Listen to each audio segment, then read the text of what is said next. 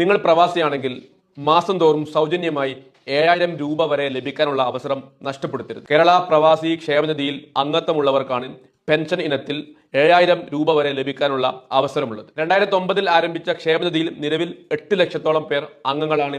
25,000-ഓളം പേർക്ക് ഇതിന്റെ പെൻഷൻ ആനുകൂല്യം ലഭിക്കുന്നുമുണ്ട്. ഇപ്പോൾ പ്രവാസ ജീവിതം നയിക്കുന്നവർക്കും പ്രവാസ ജീവിതം അവസാനിപ്പിച്ച് നാട്ടിലേക്ക് മടങ്ങിയവർക്കുമൊക്കെ ഇതിന്റെ ആനുകൂല്യം ലഭിക്കും. 18 വയസ്സിനും 60 വയസ്സിനും ഇടയിൽ പ്രായമുള്ളവർക്കൊക്കെ ഇതിൽ അംഗത്വമെടുക്കാം. അംഗത്വമെടുത്തു കഴിഞ്ഞാൽ മാസം തോറും 350 രൂപ മാത്രം അംശാദായം അടിച്ചാൽ മതിയാകും. ഒരു വർഷം വരെ അംശാദായം മുടങ്ങിയാൽ പിഴ നൽകേണ്ടതില്ല. എന്നാൽ ഒരു വർഷത്തിന് മുകളിലായാൽ 15% നിങ്ങൾ പിഴയായി നൽകേണ്ടി വരും. ഇതിന്റെ ഏറ്റവും പ്രധാനപ്പെട്ട ആനുകൂല്യം ആജീവനാന്ത പെൻഷനാണ്.